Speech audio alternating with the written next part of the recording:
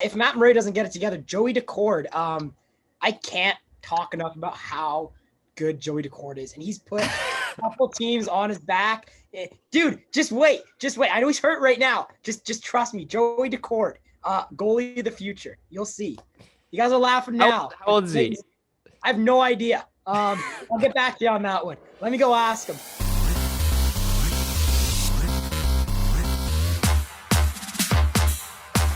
I feel like I've got to do another Marvel podcast with maybe Pete. You haven't watched them though, right? No. Yeah. No, maybe I'll have to get Koby and Matt on to talk about some Marvel stuff later. I'm going to try and get into Marvel this summer, but it's so daunting when you haven't seen, I've seen Black Panther and Spider-Man Far From Home and Iron Man 1. That's it. So there's some good movies, you know? Those are good movies. It also looks so randomly dispersed. Yeah, in the timeline. Well, Iron Man 1 was one of the first ones. This is before I think a lot of people realized that there was going to be a universe. And then Black Panther I saw just because I heard so many good things about it and just as a standalone film. Mm-hmm. And then Spider-Man Far From Home, my friends were just like, hey, want to go see a movie? I was like, sure. So you see the new Shang-Chi trailer, Matt or Koby or anyone? That's the next Black Panther, I think. It's gonna take off just as well as Black Panther did, I think. No, isn't this like his sister takeover or something? For Black Panther? Yeah. That's what I heard. I don't know. And it's a Canadian actor too. Yeah.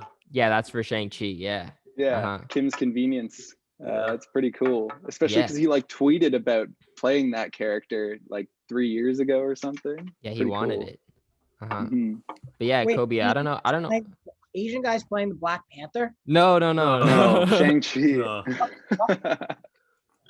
I was saying Shang-Chi is going to be on the same level as Black Panther was when it came out, I think. It's going to do as well as it. Oh, okay. Oh, yeah. I'm not familiar with Shang-Chi, and I haven't watched the trailer for that. All right, it's a good trailer. You should check it out. But anyways, welcome back to Unlimited, everybody. Make sure you guys subscribe to the channel, like the video, follow out Unlimited Pod on Instagram as well. I got some great guests today. Ryerson Sport Media students.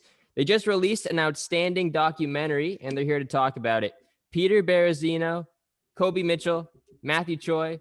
How are you boys doing today so far? Excellent. Thanks for having us. Fantastic. Thanks a lot, Aiden. Doing really good. Thanks, man. All right, no problem, guys. Anytime. All right, so yeah, documentary. We just got out of creating a outstanding documentary called On the Clock in a advanced sport media class with Joe Recupero this past semester. Really great class. Learned a lot in it. Had a lot of fun working on this with you boys. So we're going to talk a little bit about it. I got some questions for each one of you. Not going to dive too far into it. I think people should just go and check out the documentary itself. So I will put the link in the description if you guys want to hop out of this call and watch the video first and then come back. You can do that. But yeah, so I think I'm going to hand it off to Koby to start at least, because this was Koby's idea from the get-go. So I just want to ask Koby how the idea kind of popped into your head and where you saw the vision of this documentary going.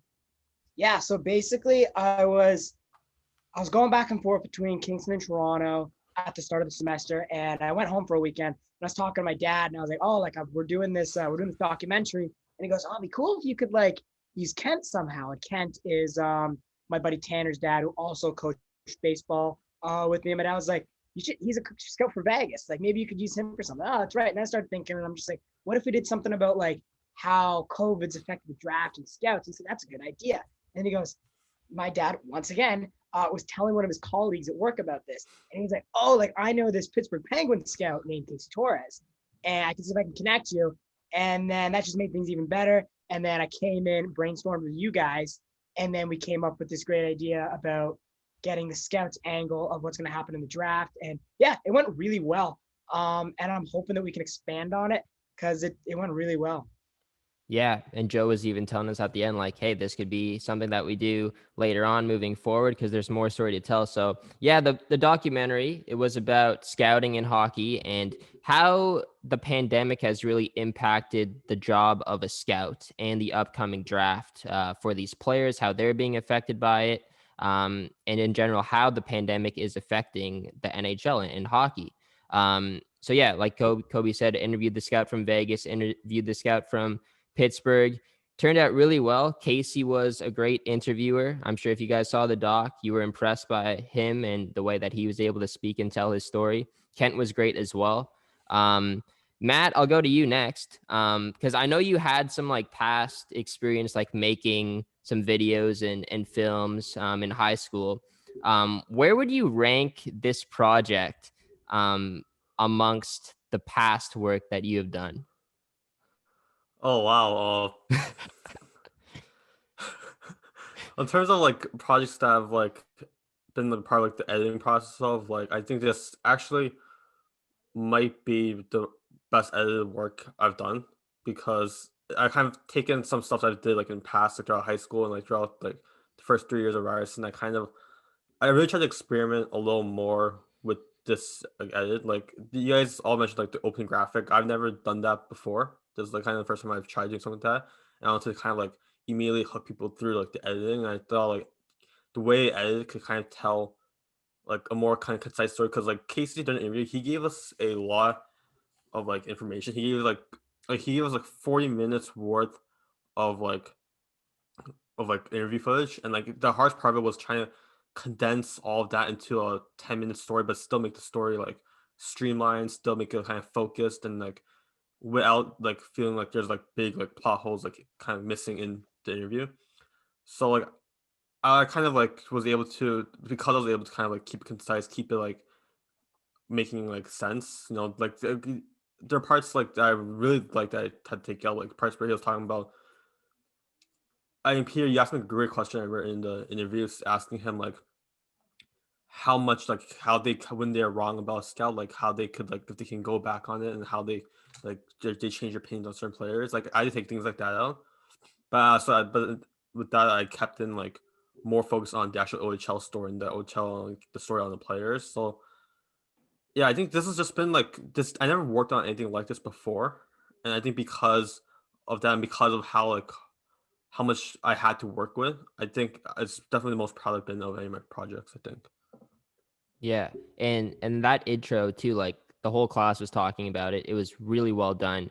When did you like come up with that idea in like the whole process? Did that idea kind of come into your head like early on, like you thought that could work well, or was it just when you started editing that you were like trying to figure out the intro and you're like, wow, that could be really good? Or Funny story, actually. I was trying to get ideas on how the editing, how the look of the documentary would be. So I was watching I was actually rewatching episodes of The Last Dance, and I noticed that like as they use text, it would like kind of appear in like order, like it would go like one after another, like downwards. And so I tried originally doing something like that, but I realized the way I was doing it, like it kind of appeared to like playing with the way like I was like kind of playing on screen.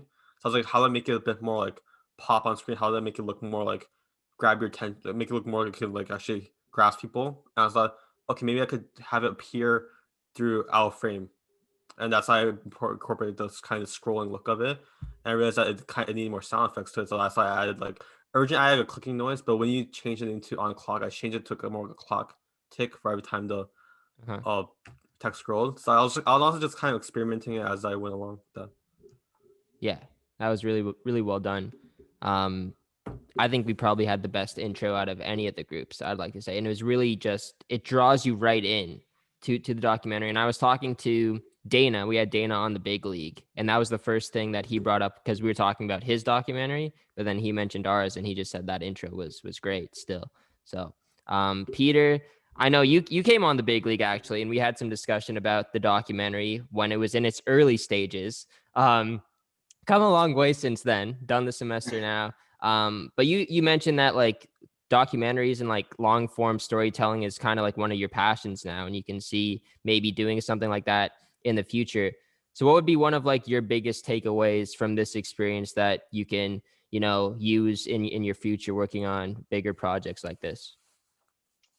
That's a great question. I think one of the things that I loved most about this, and I think we actually talked about it in the Big League podcast, was at the time, like in the beginning, there was a lot of uncertainty with what direction we were going to take the story, right? We knew we had the NHL scouts and we knew we wanted to do a pandemic-based story, but we weren't exactly sure how we would frame it, especially because a lot of it was dependent on how our interviews went. Right. So I think in terms of future work, like I enjoyed that kind of almost investigative type approach we took to this documentary without having a clear-cut story or necessarily talking about something completely in the past, but something that's ongoing. And I think that's something that I would love to take forward in future projects is really get into the nitty-gritty of stories that are happening to people right now and that will continue to affect people in the future. So yeah, I think I love this process. Yeah, it's like the most impactful form of, I guess, media, telling a story from someone else's point of view and then seeing their reaction to it when it's done and completed. And Koby, what was Casey's reaction to it when you showed it to him or when you sent him the link? He thought it was awesome. He really liked it. He's really happy that it came together for us. I told him that we did pretty well. We got lots of praises from our prof and classmates, and he was very happy about that. He was surprised that there was a lot of him. He's like, oh, there's a lot of me, and I'm like, well, you gave us so much that it was hard to stuff out, and that was awesome. I didn't hear back from Kent. So his son though, Tanner, commented when I posted on Instagram. He said, "This is wicked." So, and Tanner usually speaks for his dad most of the time. So I'll accept that. That's good enough. So. Yeah. And Koby deserves a big shout out for getting these guests in the first place too, because we wouldn't be doing this documentary if it wasn't for him trying to coordinate. And we had some hiccups along the way, but it worked out in the end. So yeah, remember when the location canceled us literally the day before? Yeah, that was so annoying. The day before.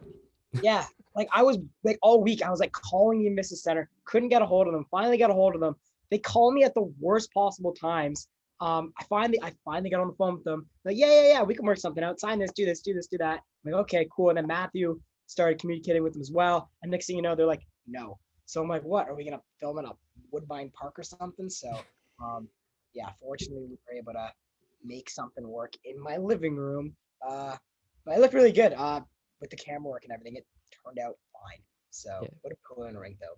But hopefully, COVID will be able to pull it off. Exactly, yeah. And then Kent also canceling on us the day before too, saying he has to go to Quebec, right? Kind of cool though. He literally had to cancel because he had to go and scout in Quebec. So that almost, I don't know.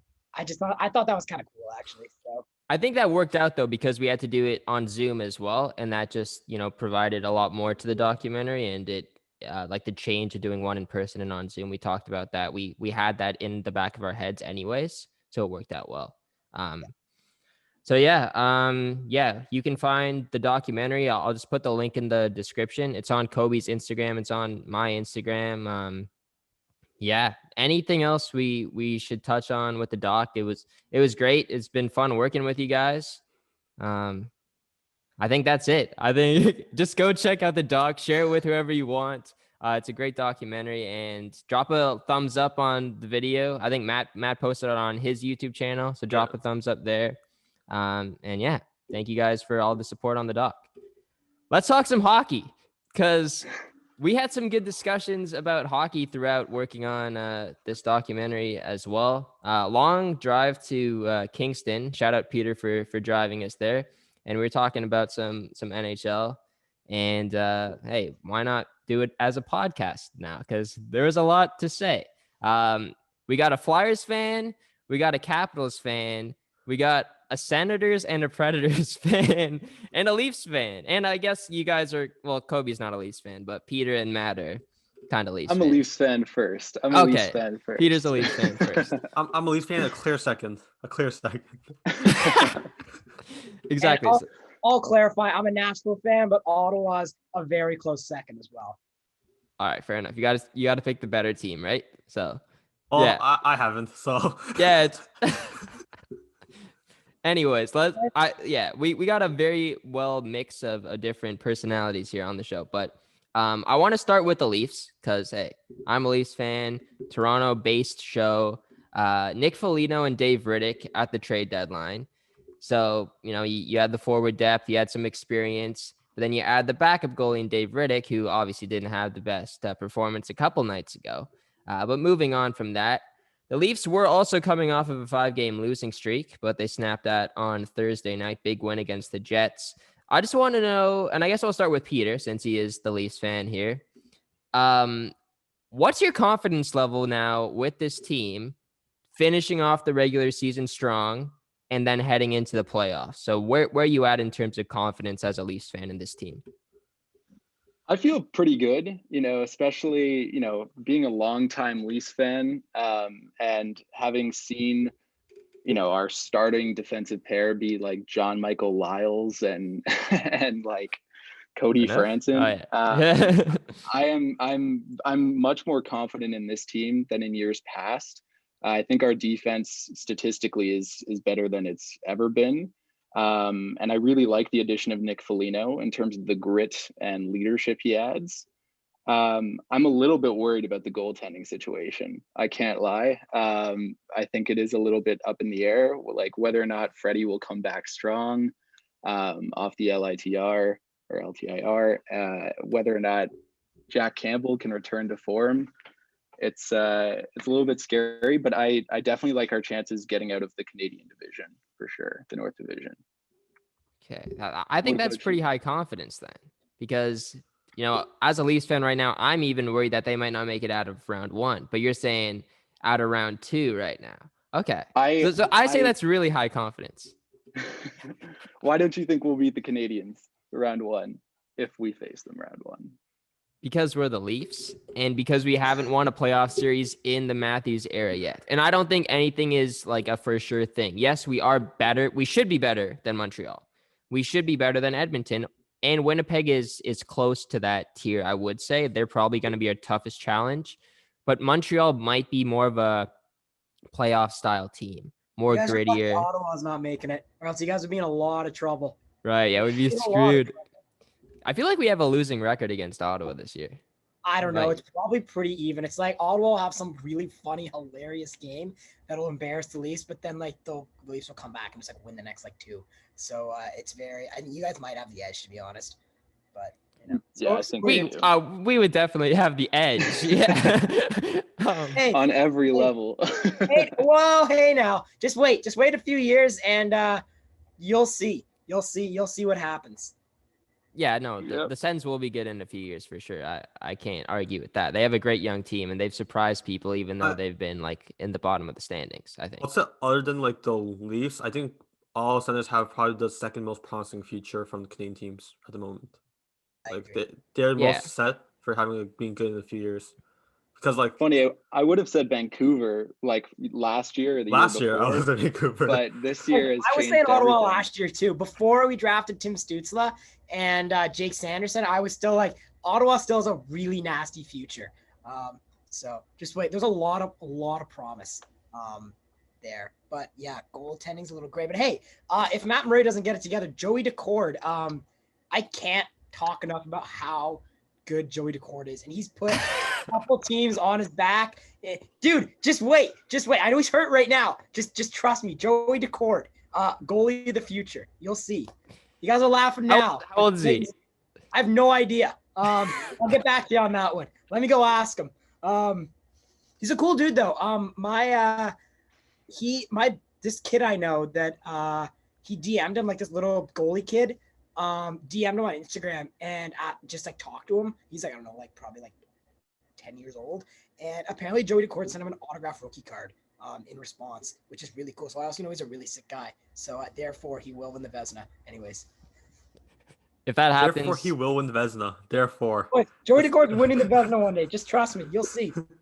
I'd like maybe to go on a different team exactly against that and say Joey Daccord will never win a Vezina trophy. You can keep that on record. Yeah, I think that's the safer bet here, Koby. But especially not with the Senators, right? It's got to be with a different team. And in all seriousness, I know. Hey, but Matt Murray's got 2 shutouts in the past week, so don't count him out yet. That would have been a great fantasy pickup. I should have picked him up, but I had no faith in the Senators. But who they beat? Was it yesterday? They beat. Was it Winnipeg? Or no, it wasn't Winnipeg. Vancouver? They shut out Vancouver. Yeah. Right. Yeah. Oh, and remember when Vancouver came back from Yes. on the COVID list for what, like a month or something like that? And who do they beat in overtime?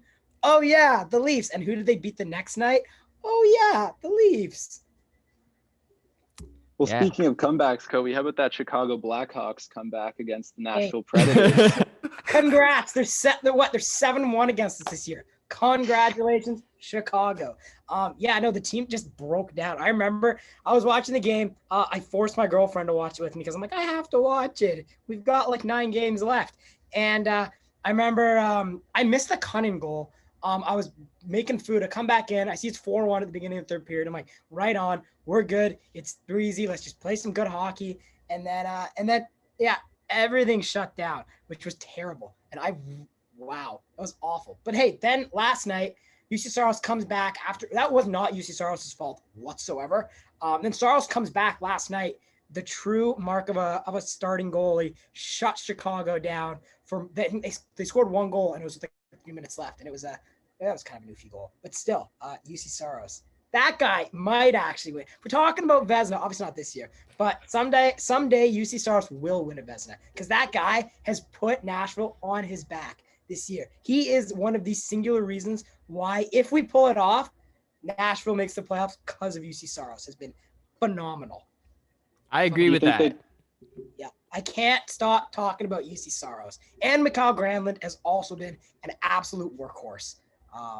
So those two guys have been very key in our, I don't even know, push. That was so funny. I remember just like, I did not think we were making the playoffs like a month ago. I remember when everybody was talking about like trading off like Ekholm, Granlund, everyone like, yeah, like maybe like Granlund and like a few other guys, but I never thought we were going to trade Ekholm. And then he went off when Yossi, like basically our entire team was hurt, and Ekholm was awesome. And then I'm like, we're not trading this guy. And then next thing you know, we're in a playoff spot. So anyways, there's my Nashville tangent. Me scoos. I don't think they're going to hold off Dallas, to be honest. Yeah, I'm a little worried, but why not? Dallas is playing must-win games against Detroit and losing 7-3. I don't know. I don't know. They might get if they get Sagan back and like he actually does something, then yeah, I'm worried. I'm way more worried about Dallas than Chicago. Like I'm not like Chicago. Yeah, like I'm not worried about Chicago at all. But yeah, Dallas. I think we're up like what have we played 49 games, and I think Dallas has played 46 games. Yeah. So yeah, it's going to come down to the wire. I'm not going to be shocked if Dallas edges us, but hey, right now I'm feeling okay. I'm not getting much sleep about it, but yeah, I'm very worried about Dallas, but you know, is what it is. I mean, they're went to the cup final last year. I would expect them to make the playoffs. And Jason Robertson has been phenomenal. Amazing. Yeah. He went to, fun fact, I got detention one time and because he went to my high school because he played for the Kingston Frontenacs. And I remember the Frontenacs like went and had this like special study room because they like didn't have as many classes. There was something up when you're in the OHL, like you're sick, right? So like you don't have to go to class as much. And there was a special room that like doubled as like a room for the Fronts to like do schoolwork and have study hours, and it was also the detention room. So I got detention, and he was in there, and I think we talked for like a minute. So yeah, there's my claim to fame. I talked to him when I was in detention. So yeah. What'd you Cool, talk dude. about? I want to know what you talked about now. I don't remember. I think I just don't. I think I might have like I don't remember what we talked about. But it was a very like hi, how are ya? And yeah. He dated somebody I was friends with though. So yeah. I think his dad was in the Notebook apparently. Everybody always said that his dad was in the Notebook. So I tried to find it but I couldn't. But everybody's like, yeah, his dad is in the Notebook, and I'm like, I don't know if this. Yeah, I don't know. Huh. What I love about Jason Robertson is that he's known as Nick Robertson's brother when he's had so far way more success in the NHL and way more opportunity to play. The guy's right behind Kaprizov right now in rookie points, I believe. Yeah. He's been stellar. I think he could win the Calder. I think he can catch up to him. Genuinely. I would love to see that. Especially if Dallas makes the playoffs and he's like a big part of their last, like what they have like 10 games, I'm going to say. I think they had 11 the other day. They have 10 games left now. And if he really pops off even more or continues at the pace he's at, I think absolutely. Because I don't know, are the Wild holding on to a playoff spot right now? Like, they are, aren't they? Cam Talbot is playing insane, so I think they're pretty close. Yeah, or they're around. They're hovering. Yeah, so we'll see. They're in third. No, they're a lock. They're a lock. They are way up on Arizona. They got 63 points. Then the Coyotes have 45. So they're making the playoffs. St. Louis has got games in hand on the Coyotes. Yeah. I don't think the Coyotes are going to make the playoffs. Yeah, the Coyotes. Much as I would love to see Phil Thrill have one last ride, I don't think it's going to happen. Yeah, wow, it's actually really tight. Like, even the Kings won't make the playoffs, but they're only 5 points back of a playoff spot, 4 points back of the Blues with the same amount of games left. That's surprising to me because the Kings weren't supposed to be good at all. They're supposed to be near the bottom of the standings, and I'm sure they still are close to the bottom. But they're still second last in the division. Still second last in the division, but only 5 points back of a playoff spot. So I guess that division is kind of really top heavy. You got Vegas, you got Colorado, and then Minnesota, and then the rest just kind of dials off a lot. But let's go back to the Leafs a little bit here, because I do want to get Matt's opinions on the Leafs. As a Leafs / Flyers fan, where do you think? Actually, let's see. How far do you think that the Leafs should go? Do you agree with Peter that they can make it out of the second round this year, or not? That's the question. That's the deal breaker. I believe they definitely can, and because if I'm being completely honest, the biggest concern of them not getting past the Canadian division is it's not anything about the team itself. It's simply the fact that they are the Toronto Maple Leafs, and things like this just seem to happen. But if you can look at it objectively and since I am kind of an outsider towards most Leafs fans, I kind of see as a team, is this good enough to be passing the Canadian division? That's a guarantee because they are of course everything's subjective, but they're clearly the best team in the Canadian division right now. There's no excusable reason as to why they wouldn't be the team that comes out. And of course, anything can happen in hockey. We all know everything's unpredictable. But in terms of whether or not they can, they definitely are the favorites to leave. And there's no explainable reason on why that wouldn't be the case. But I mean, you're probably facing the Habs first round, right? That would be the projection right now. Yeah. The way Habs play, it's kind of. Sorry, can you guys hear that? Nice. Oh, I'm so sorry, boys. No worries. I was the Habs, I feel like the Habs, the way they play is kind of built to stop a team like the Leafs. They're kind of built to kind of stop these fast offensive teams like Toronto. But I think Toronto's too talented to lose a 7-game, a best of 7 series against a team like Montreal. I think they're too good on paper. Matthews is the best goal scorer in the league right now. I think we can all agree on that. And I get there's a lot of question on the goaltending, but I'm not that worried about Campbell and Freddie, or even if Freddie can play even Rick, because this is more depth that Toronto has. It's still, even though they've been kind of shaky last few games, this more depth that Toronto had in goaltending than they had in any year I've seen them, to be honest. So I don't think there should be too much concern on the Leafs right now. I think the only concern we've seen from the past few days is we expect more from the Leafs now because they've shown us that they are capable of being a good team and they shouldn't be losing games to Vancouver. But I don't think that's a reason to worry about them going forward because we should expect more from them, and I think they'll deliver for the most part. Yeah, I think the Vancouver 2-game series, you can't really look too much into it. The first game, Braden Holtby stole the show on us. Yeah. And we had so many scoring chances in that game. We should have won it. And it was an overtime. We got a point out of it. Campbell really shouldn't be letting that goal in from Horvat as well. And then the second game, you can also kind of write it off. I know I'm a Leafs fan. I shouldn't be saying that stuff. But David Riddick was awful in that game. And he cost us at least 3 goals. So that shouldn't really happen at all. That's inexcusable for Riddick. But other than that, I think that's what happened to Riddick again, though, as well. Is that something you don't think it will? I don't think that's gonna be the regular we see from Riddick or the regular we see from Campbell. He's kind of giving bad goals. They're not going they're not the best goals to have in the league. But I don't think I don't think we need to expect that to be the normal for Riddick to always let in these kind of bad goals. And I still I trust Riddick way more than I trust Hutchison. And I know Hutchinson had some good games, but I trust him way more. He's Big Save Dave. He's gonna come up. Do you think, okay, so if Anderson doesn't come back, right? Say he's not even ready for like the first round of the playoffs. Do you guys trust Campbell and Riddick to win you a round? That tandem. 100%. Okay. Especially, it's important to keep in mind, like, if you think about these past few years where, it's always been close between the Leafs and Habs, no matter how much better the Leafs actually are than the Habs. But one of the reasons the games have always been able to go either way is because of Carey Price. And Carey Price is just not where he's been. Hasn't been the same guy this season. And so if he can't get it together for the playoffs, I don't think the goaltending matchup I don't think there'll be a lot of disparity there. And I think the Leafs will prevail on goal scoring alone. That's true, yeah. Also, when this Leafs versus Montreal, the question isn't really going to be on the goaltending. It's going to be, can the Leafs score on Montreal? Like, can they outscore them? It's not going to be, because Montreal, they don't have they're not going to be high scoring from Montreal's end. If anyone's going to be scoring the goals, it's going to be the Leafs. So you just have to be able to make sure that Leafs can get past Carey Price, get past the Montreal's in their own end. And it's not going to be as much worry as, will Montreal score too much for the Leafs? I don't think Leafs are in a bad position against a team like Montreal's offense. No offense to any Montreal fans listening.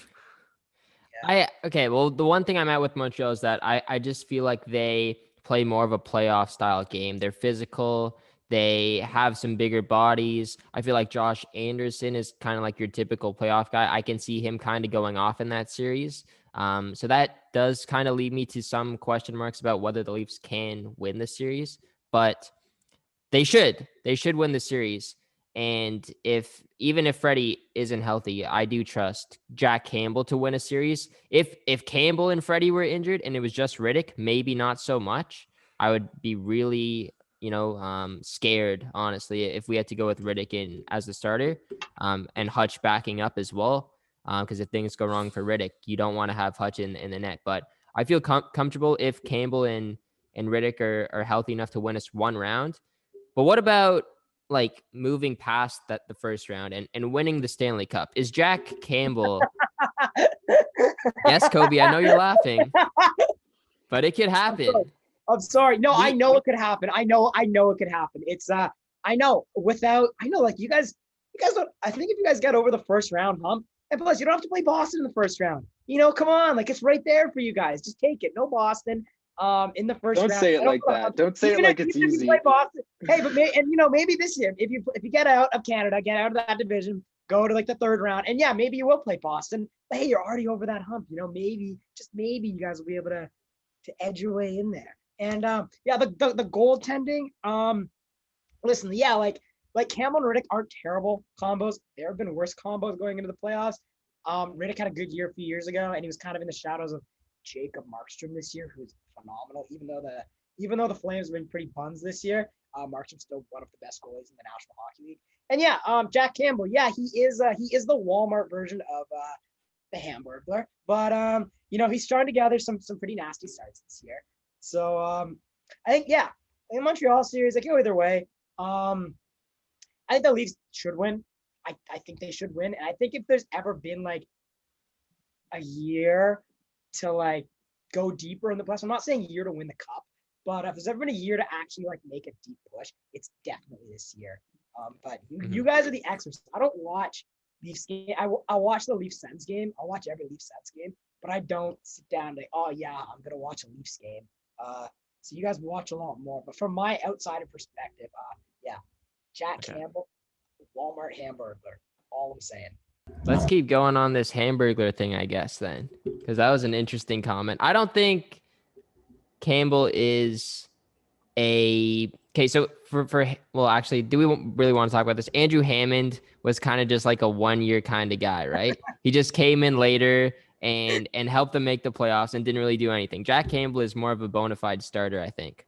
Oh, absolutely. But it's just, I don't know. I just think because everybody's talking about his miraculous winning streak and stuff, but he did that spread out. It's not like he started 11 consecutive games. They were 11. Didn't it span from last season too? I don't know about that. No, I think it was from the start of this season. Still, he was a backup, and everybody was just going absolutely berserk over. I just thought it was overhyped. And hamburger comment is just a joke because, like, Andrew Hammond is the reason Ottawa made the playoffs that year. Yeah, they lost in the first round to Montreal, but Hammond put that team on his back, and it's just funny just seeing all the Campbell stuff because he hasn't been that good. Like even like the game that he like was that he the 11th win, like the last win that he got like in the streak against Ottawa, that was awful. That was terrible. That was bad. And even still, like he lets in some very soft goals when they shouldn't go in. So it's just funny because I don't know. It was just a joke, realistically. Yeah. But I don't know. I like his setup. 36 is a cool number. Yeah, I like the number. I think it's a decent tandem. Like it can definitely lead you places. The Stanley Cup, I don't know. Let's hope it is. That would be an amazing story if Jack Campbell was to actually win the cup after everything that he's gone through in his career and this season and winning the cup. But I do think Frederik Andersen is kind of the ace up our sleeves. If he does come back and returns to his former self, what he was in his first 4 years here, if he was able to do that for us this year, then I think we are legit contenders. Because we need that number one goalie. I think every team that wins the Stanley Cup needs to have a goalie that stands on their head. And if Campbell isn't that guy, if Riddick isn't that guy, and if we have a healthy Frederik Andersen, then he's the guy we need. Kind of like what Tampa's going to have with Kucherov coming back for the playoffs. Just an elite guy that just puts you over to the next level. And I think Andersen can be that guy for the Toronto Maple Leafs if he goes back to the way that he was playing before this season. Because this season, not good. Even when he was healthy, I don't know if he was actually healthy. That's what he was saying. He's saying he's dealing with the injury. That's why he's been playing bad.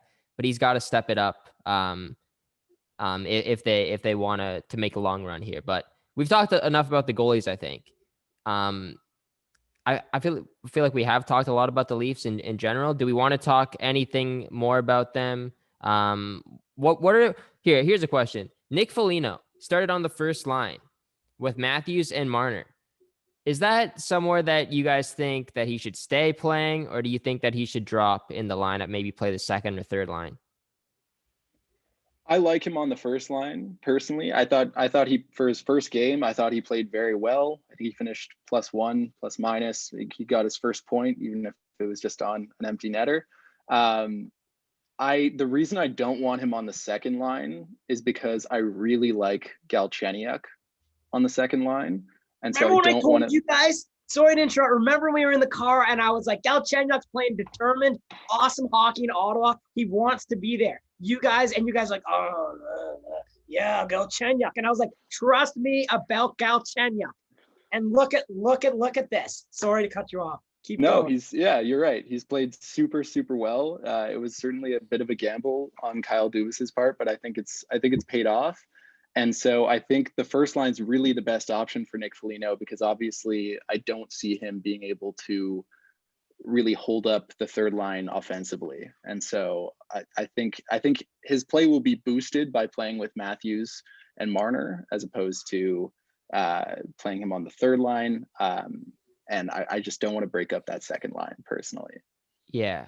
I think Galchenyuk could even play like with that Matthews line, like he's been that good. So maybe you flip-flop that around, because he did have the chemistry with Matthews and Marner when he did play on that line, I think for one game only, or maybe 2 games, and he looked great. He's looked great in general, just the passes he makes, just the offensive ability. He's on the power play. He's been a terrific addition.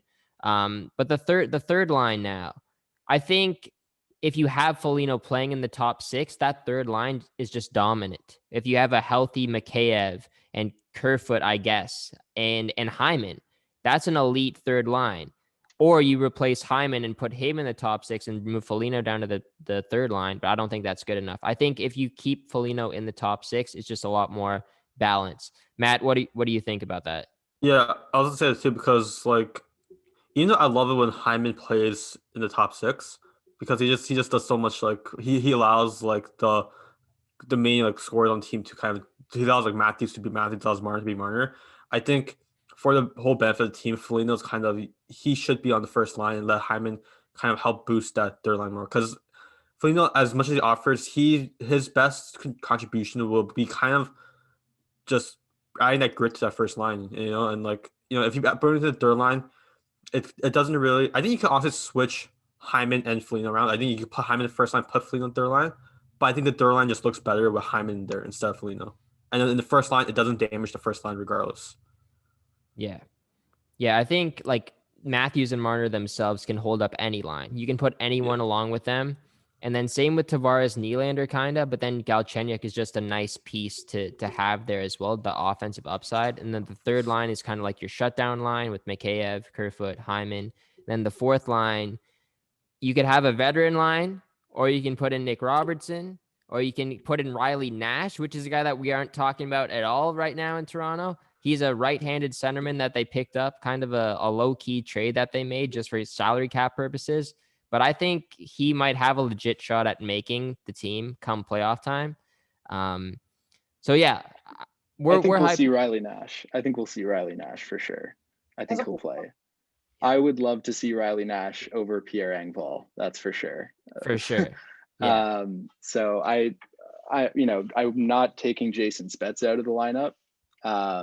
And I think Riley Nash will be a really good addition to our penalty kill.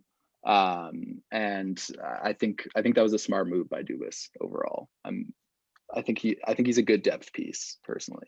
Who comes out of the lineup? Is it Thornton? Is it Simmons? You said it's not Spezza, so it's got to be one of those two. I hate to say it, but personally, I would say Joe Thornton. As much as I love Jumbo Joe and I want to see him win a cup this year, and he'd still win a cup regardless, even if he's not playing. I think his speed is becoming, or lack thereof, is becoming a serious issue. And obviously his scoring touch, apart from, an assist on Spezza's goal that looked like his goal originally the other night, I think his scoring has really deteriorated, and I've been frustrated watching him on the power play. That's for sure. So I don't know. It's a tough decision, but in terms of playoff hockey, I like Simmons more in our lineup.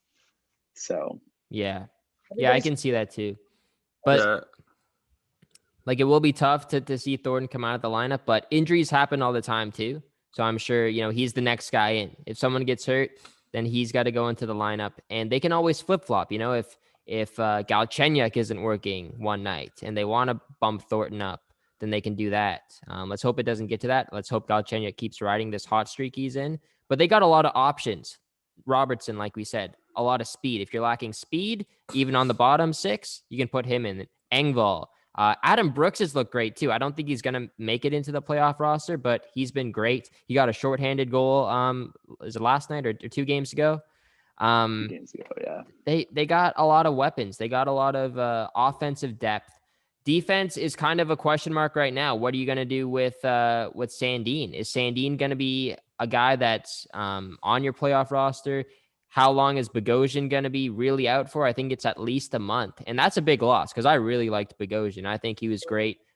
He's that stay-at-home defenseman, great in front of the net. I know, Koby, you follow that like Bogo Norris page on Instagram? I follow Bogo Norris religiously. I remember the owner of that account had a stroke when he joined the Leafs. I thought he was gonna shut the account down. It was Zach Bogosian is awesome. He's such a beauty. He's the only guy on the Leafs other than maybe Jason Spezza who I'm nice. What a beauty. Yeah, so I hope he comes back in, and I think he's going to be a big part in the playoff run. He won a cup last year too. He's got the experience. I think he'd be great. But yeah, I think we've talked enough about the Leafs. Let's move on to the Philadelphia Flyers, Matt. Philadelphia Flyers. Do we have to? Yeah, I got it down here. We touched on the Predators. We haven't touched on the Capitals. We will touch on the Caps a little bit too. But yeah, the Flyers. What's going on with them this year? So much hope. Everybody's talking about them making the playoffs for sure and going on a long playoff run. They made it to the second round last year. Carter Hart, Vezina caliber. What happened in your eyes? I need to take a moment to before I go off on this. Raising his blood pressure. Hey, dude, Peter Laviolette said, what did he say the other day? Wasn't it this? didn't guarantee they were gonna make the playoffs, but didn't he say something about along the lines of like they're gonna make it or something? And then I checked the standings and I'm like, what? He said that? Really? He said something like that? I swear I saw. I want to look it up now. Quote, and he was just like, I don't know what he said, but he said something. And I remember being like, what? The coach of the Capitals said that? Oh yeah, he's the Flyers coach. Oh yeah, he's right. I was thinking he's the Flyers coach, but no. Oh, no, that makes more sense. No. I'm on one. Me, Scoos. I'm on one. Yeah, Washington's gonna make it for sure. Yeah, I was on one. I don't know what I'm talking about because for some reason my mind was like, oh yeah, he's still coaching the Flyers, but he literally coached Nashville last year. I'm on one. Cut this out, dude. Cut this out. Because he was talking about the Cats. Never mind. That would have made more sense because he was very adamant. Like, we're doing it this year, and I'm like, and I was just like, what? But in my mind, no, I'm like on one, boys. I'm on a 2-week bender. It's like I'm like me. Final season really getting in my head. Just cut this. Take this part. We need Matthew Choi's nasty editing skills and post it on Instagram. This is this is staying in, Koby. Put it in the garbage. I was just wondering, like, why is this guy still talking about the Flyers? Like, he hasn't coached there in like 6 years. Me, Scoos. Yeah, my bad. Ha ha ha ha. Me, sorry. Yeah. My bad. Yeah. That being said, I do wish Laviolette was still coaching the Flyers because I'll take him over like Vigneault like any day. We were a playoff team when Laviolette was coaching the Flyers. I don't know. I think with the Flyers, like, people like to like put the thing on Hart. I'm not too worried about Hart. Like I was kind of talking to you guys about this before the podcast. Like I do think that this is just a slump, and he's a young goalie. Like this is like his third year in the league. Some goalies don't even come to the league at his age yet. Like they take even longer to develop. So I'm not overly concerned about Carhart. What I'm concerned about is mostly honestly coaching because I just don't think Vigneault's system fits with the Flyers whatsoever. I think like he tried to definitely make Flyers like he tried something last year and like it did work for the regular season but it just kind of fell through in the playoffs. And I think he's been trying to kind of change things up ever since, and it just he hasn't found the right footing this season as a coach. And he tries to play a lot more on the defensive hockey with these guys that aren't very like defensive oriented. Like none of our forwards other than Couture and like even Giroux, Claude Giroux is an underrated defender in my opinion. I think he always gets credit for being a playmaker, but he doesn't get enough credit for how he does things on both ends of the ice. But other than them, our defense has been kind of off. We lost Niskanen, and because we lost Niskanen, Provorov lost that stable line mate that he needs. I think Provorov is a number one defenseman, but he needs a solid number two to kind of like keep him there, and he lost that. And I just think the Flyers look lost right now. I think this is the most lost they've ever looked in like the past few years. And I can't believe I'm saying this because we've had Dave Haxtell as our coach for 3 years. Yeah. And I at that time I thought this is the most lost we've looked. But at least we had a pretty bad team when Haxtell was our coach. Not that Haxtell was that great coaching, but we didn't have a great team. I mean, Mike Raffle was our first line left winger. And then like, but I think this is probably the best on paper. This is the best looking Flyers team we've had in the past decade. But this is the worst we've ever played, I think. Okay. I don't know. Here's where you fine. Peter, you go first. I was just gonna say that is the most calm way I've heard you talk about Alain Vigneault in a long time, Matt. Especially given all the tweets I see where it just capital letters #FireAV.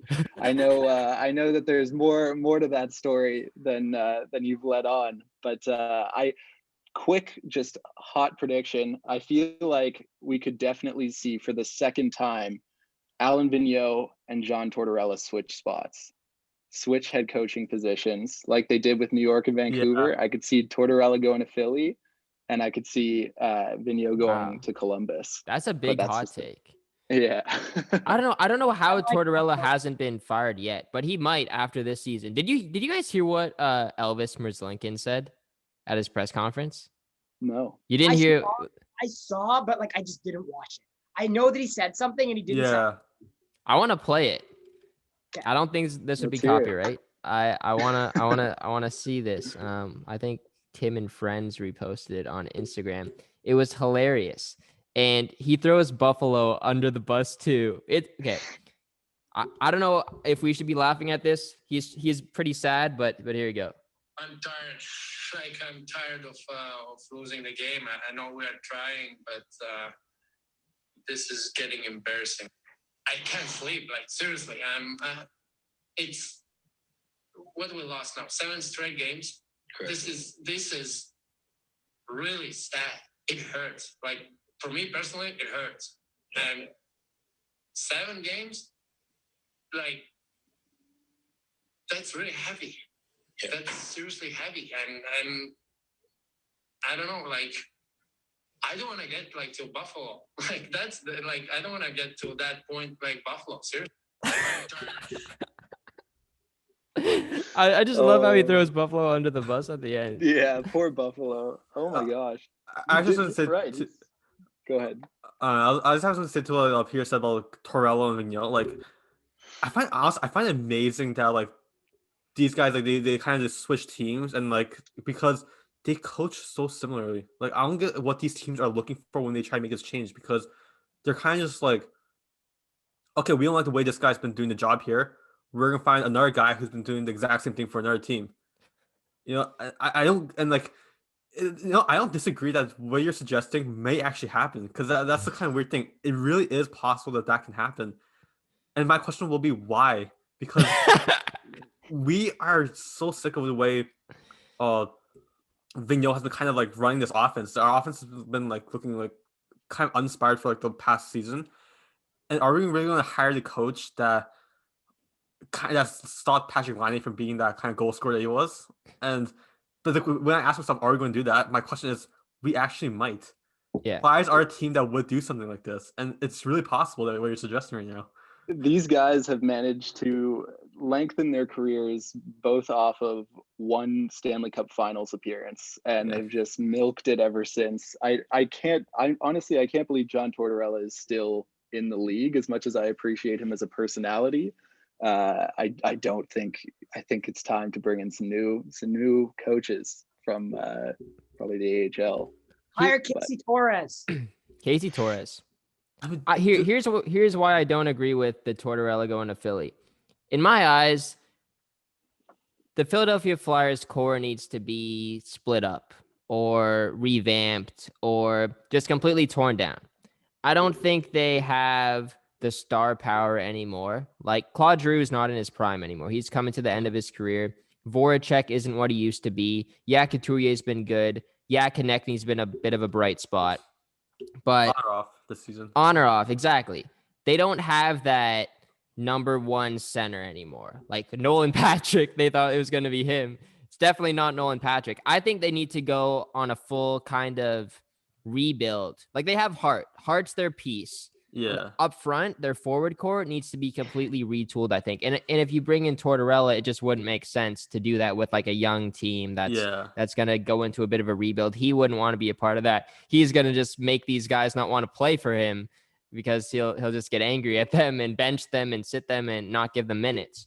So I would look at more of like a transitional kind of coach. Someone to help with the young guys who's maybe like an OHL coach or an AHL coach to come in and help. It worked out with Sean Keefe. Exactly. Worked out with Keefe. So yeah. And just in my eyes, I don't think like even right now, the Philadelphia Flyers core, if this Flyers team was to make the playoffs, and we saw it last year, they didn't have that one guy that just stood out and stole a series for them or stole a game for them. Right. I think they're missing that star power because you need that in the playoffs. You need that one guy, Ovechkin with the Capitals, Crosby with the Penguins. Who else won the cup recently? The Blues. They had O'Reilly step up. I'm gonna say something that might be like you might disagree on me on this. I do think that Giroux can still be that player.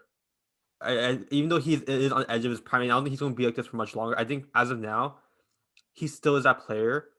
He just needs the right line mates to kind of like. I think you're delusional. I think Giroux is well past being that guy. I think There's no way he reaches that point production, and Philly is simply not going to put those line mates around him. Drew, if you want to see him, have any final sparks before he retires, he's got to get out of Philly for sure. Or drop to like the third line.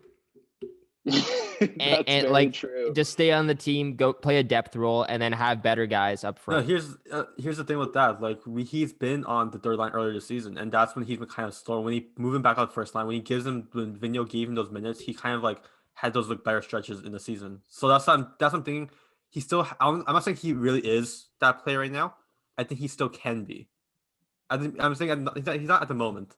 Like, what is he, 33? Yeah, how's he gonna get better? He's on the decline. I think he's still a great player. He just hasn't been producing as much as he should be. He's playing when I watch fight games, he looks better than what he's producing.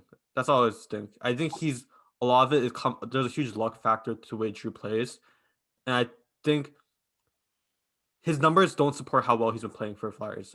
I think he's easily still far away the best player on the Flyers roster right now, even though his numbers don't really support that. The numbers may kind of like Couturier made the better player now, or JVR is playing better, but Drew is still kind of that guy on the Flyers. He kind of, when he's on the ice, everyone plays better, but the rest of the team just isn't good enough yet. And it's not gonna be like this forever. I realize that's like this is only gonna be for maybe 1 or 2 years left. But I do think at the moment he can still be that player. He just doesn't have the team for it.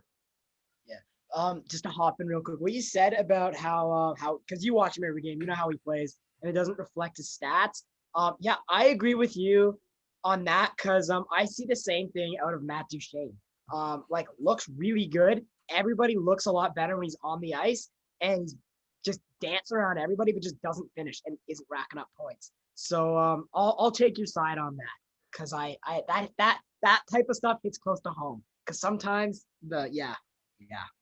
I don't know. I feel like it's the same with Nashville. I just don't think Duchene is a first line center. Oh, I don't think Johansson is a first line center. Oh. I don't think they're good enough to make a long playoff run because of those reasons. No, of course not. Especially look at this, the division we're in. Like, yeah, maybe Carolina will finish first, but like it doesn't matter who we play, Carolina, Tampa, or Florida. We're not winning.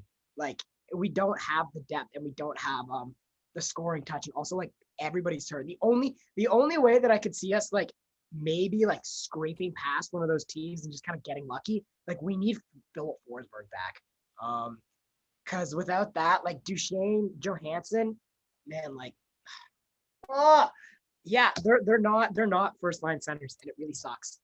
But yeah, I think the Flyers and Preds are kind of in that weird spot right now. We're not the worst teams in the league, but we don't have enough to kind of like say that we have an entirely bright future either, and that we're going to be like the top teams in a few years. So we're in that purgatory type of like position. Which, to be honest, Flyers have been for the last like 10, 20 years. So yeah, there you go.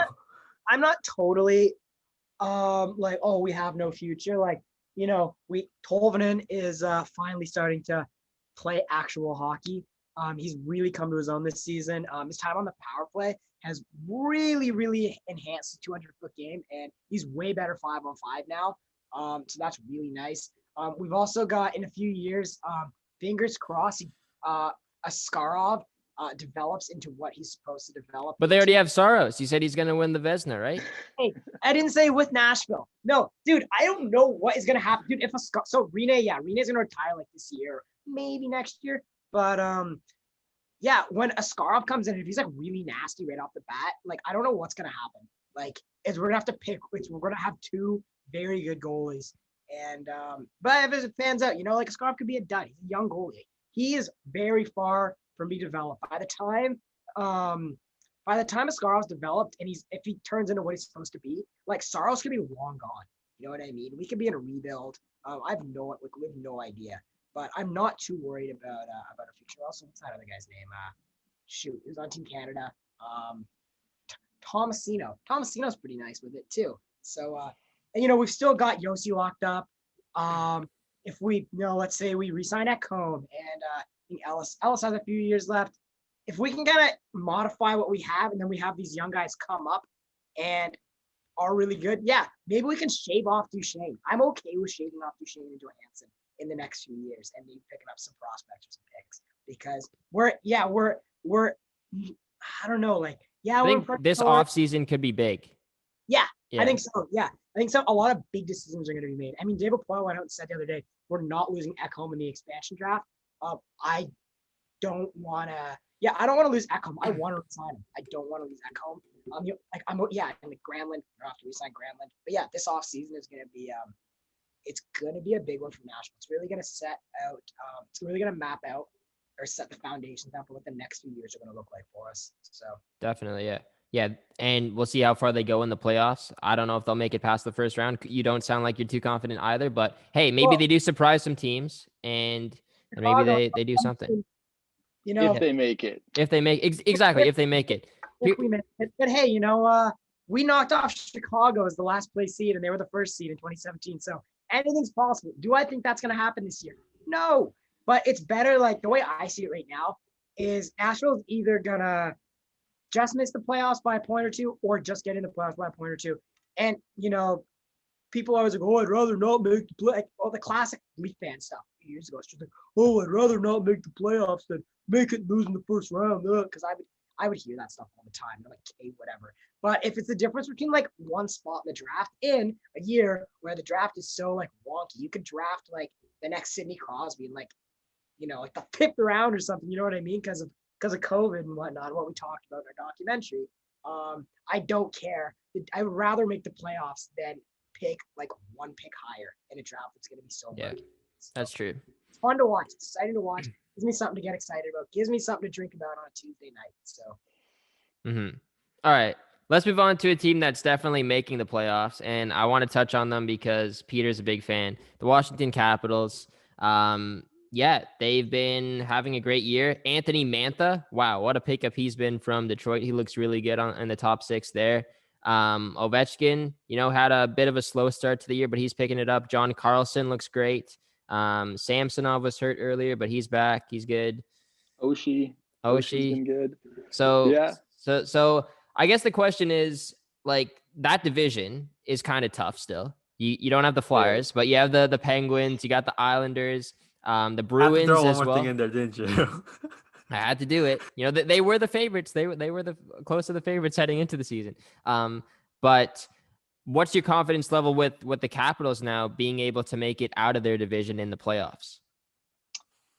Very low, to be honest. I know they're first place in the division. I don't believe that they are as good as their record appears. I think there is a very good chance that any of those teams could knock them out of the playoffs. They might not make it past the first round, but I think I would not expect them to win a series against the Islanders or Pittsburgh for sure. Okay, wow.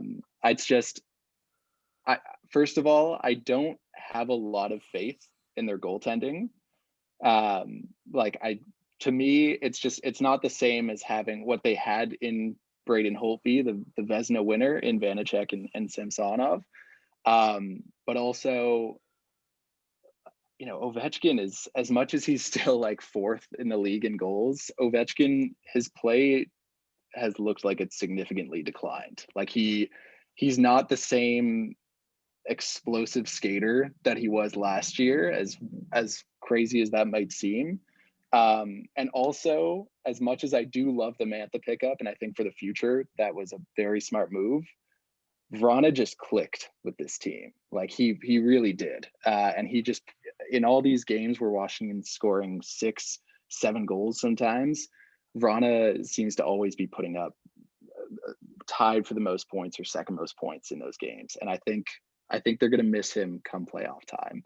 But as long as Justin Schultz comes back healthy for their defense, I'd say they have a good shot of getting past Boston, but I wouldn't predict them to beat the Islanders or the Penguins. Craig Anderson, that's the answer. Yeah. Yeah, it's definitely good points there. I don't know. I think I would be giving them a little bit more credit. Like, Pittsburgh is a good team. Islanders are good teams. Islanders obviously great defensively. I don't know. It's a toss up, I think. I don't know if it's like a for sure, like, no. No, it's I think they definitely could do not. it. Yeah. Yeah. I would love to see it. But I don't know, like to have Ovechkin and Kuznetsov go from being your two, obviously Matthew knows what this is like, but to have like your two biggest stars really, really decline, Yeah. and then to go to the playoffs, I think it's going to be a toss up. I don't know if you can rely on these new point producers to show up in the big games, but Yeah. it might just be more speculative than anything. So I I don't think, know. We'll see.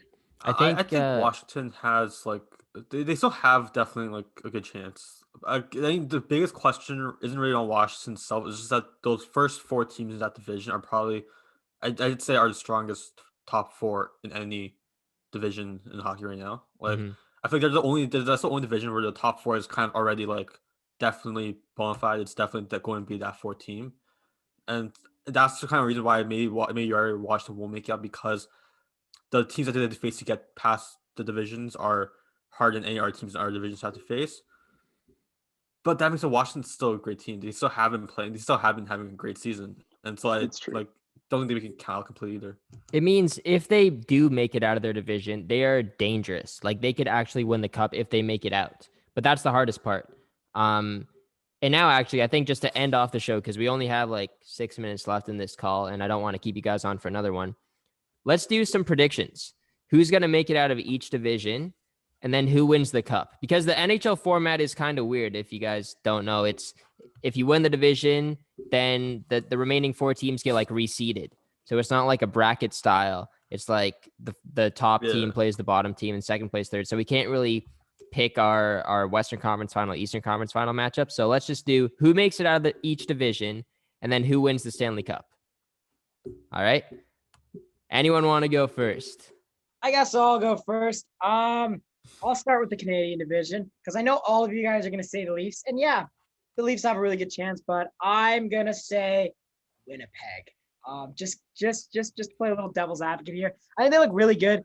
Especially, they have the defending Vezina Trophy winner in Connor Hellebuck, Kyle Connor, Mark Scheifele. I don't know if Wheeler's back. Wheeler's back, right? Or is he close to coming back? Yeah. Blake Wheeler. Neil Point's looking good. They have a really good, well-rounded team. And as you guys saw last year, Pierre-Luc Dubois rose to the occasion in the first round. So I'm gonna say Winnipeg out of the Canadian division, and then I'm gonna say what we got. Okay, the Central Division is Nashville's division. Who do you think is gonna make it out of there? Well, every year when I pick my playoff bracket, I always put Nashville winning the cup. Just for fun. I don't know. I want Nashville to make it out, but as I said before, I don't really think so. That's a very up in the air one. Like that could go either way because Tampa Bay getting Kucherov back, like holy crap, they're gonna be unstoppable. But and there's defending Stanley Cup champion Vasilevsky's like untouchable. Like this guy is like a brick wall. Like it's impossible to get a puck on it, like in on this guy. Nashville got lucky and beat them 7-3 because McElhinney was in net. So actually no, was it 7-3? I don't even know. I messed up. Koby, we got 4 minutes left here. I need a prediction. Sorry. Okay. I'm gonna say Carolina. Carolina's awesome. They have a three-headed dragon with their goalies and Reimer, Nedeljkovic, and Mrazek. Yeah. Next division. What's the next division? East again? Division, the Capitals division. I'm gonna say Boston because I like Boston. I love David Pastrnak. I love when they beat the Leafs. All right, West Division, the Vegas, Colorado. That's a tough one for me because I'm very loaded with Vegas and Colorado players in fantasy. But I think Colorado's going to win the cup. So I'm going to say Colorado's going to get out of the division. Colorado is going to win the cup when they get Rantanen back from COVID too. So there. Sorry, right. It's good, all Peter. Right, I'll be real quick with this one. I'm going to right. say it's going to be the Lightning out of the Central. It's going to be the Islanders out of the East. It's going to be the Leafs out of the North, and it's going to be Colorado out of the West. And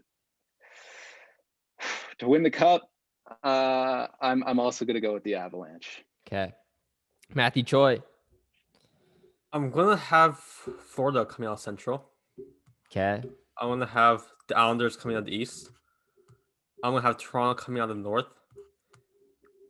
Oh, man, the West is hard. I'm really debating between Vegas and Colorado. Yeah. Because I honestly, I have either of these two teams winning Stanley Cup, but whichever one comes up, I'm not sure which one. Just say something different. I'm gonna go Vegas. Just to say something different from you guys. Sure. Okay. All right. I'm gonna say something different too. Central, I got the Carolina Hurricanes. I think you guys are underestimating them. I think they could actually make some noise. I know Tampa's getting Kucherov back, but we'll see. I'll go Carolina. In the East Division, I'm going to go with the Capitals. I have a little bit more faith in them. I think that they can make it out. The Penguins will be tough as well. It could be like between those two. In the North Division, and I hope it's not biased, but Toronto Maple Leafs, I think they can actually win it and make it out. If not, Montreal. And honestly, if Montreal makes it out, I can see them winning the Cup because that means Carey Price is getting hot. I think that they could go all the way if they make it out of the division. But then in the West, I got to go with Colorado as well. To win the Stanley Cup, it's a tough one. I'll say it's going to be Leafs and Avalanche in the final. And I'm going to say the Avalanche win it, unfortunately. That could happen. But hey, our predictions could be completely wrong. They could be right. We'll see what happens. I'll keep track of the predictions. And yeah, thank you guys so much for coming on. Make sure you guys watch the documentary. The documentary is in the description below. Follow all these guys on Instagram and Twitter. I'll put their Instagrams and Twitters in the description as well. And yeah, any final remarks here? We got a minute left. Pray for Joey Flyers. Daccord. Joey Daccord's not winning a Vezina trophy. Dude, and the Leafs aren't winning the cup. So I guess I really wanted to say Leafs to win the cup, but I don't know. Colorado's going to be tough to beat. Honestly, it would be so heartbreaking if they lost in the cup final, but let's hope if they do lose, let it be the Eastern Conference final. Anyways, that's it. Thank you guys for watching. We'll be back next week. See you guys later. Take care and peace.